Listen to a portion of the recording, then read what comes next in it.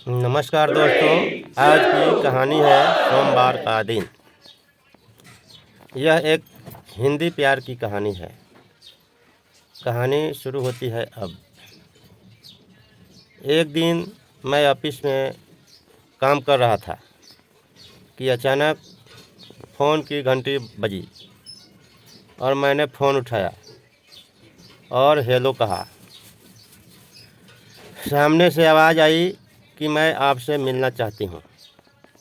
आप 5 बजे तक फ्री हो जाएंगे? मैंने कहा हाँ, मैं 5:30 बजे तक ऑफिस में ही हूँ। उसने कहा कि मैं 4:45 बजे तक आपके पास आ जाऊंगी। शायद ऐसा पहली बार हुआ है कि कोई लड़की मुझसे मिलने आ रही है, पर मैं तो उसे जानता भी नहीं हूँ। शायद ये पल जीवन में पहली बार आ रहा है। तो मैंने जल्दी जल्दी अपना काम निपटाना शुरू कर दिया और चपरासी को बुलाया और कुछ पैसे देकर कहा कि 5 बजे 2 ठंडे और कुछ बिस्कुट ले आना। ठीक है साहब, और चपरासी चला गया। थोड़ी देर बाद शर्मा जी कुछ फाइल लेकर आए और कहा कि इन पर साइन कर दीजिए। कुछ पेंडिंग बिल भी है और कुछ पेमेंट भी देनी है।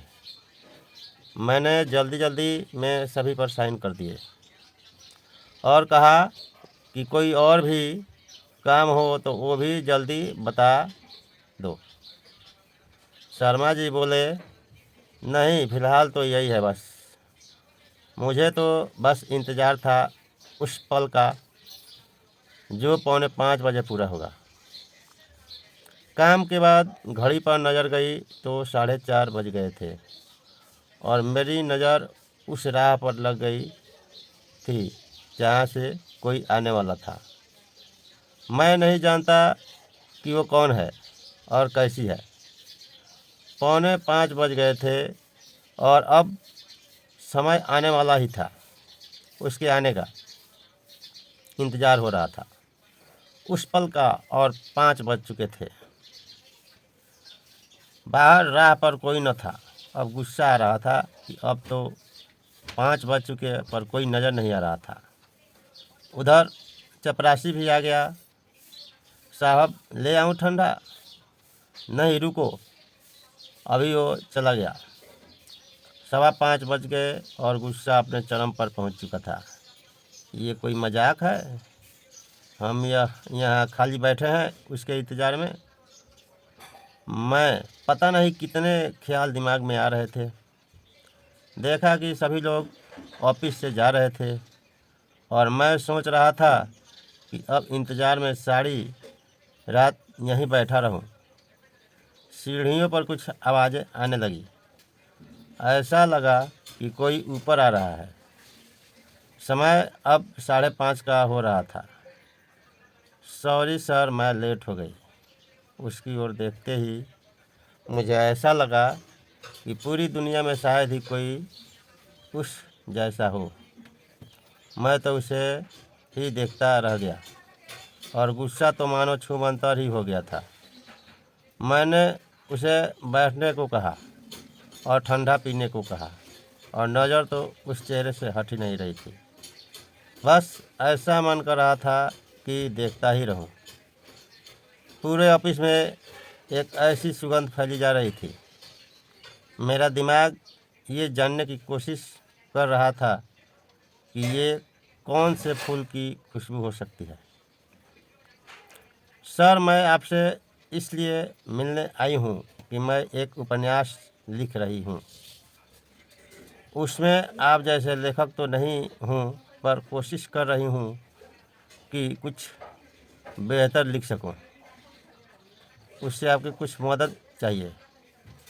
हाँ बिल्कुल, मैं आपकी पूरी सहायता करूँगा। बातों का क्रम आगे बढ़ता गया और मेरी सोच पर पानी फिर गया जब उसने कहा कि मैं शादीशुदा और एक बच्ची है।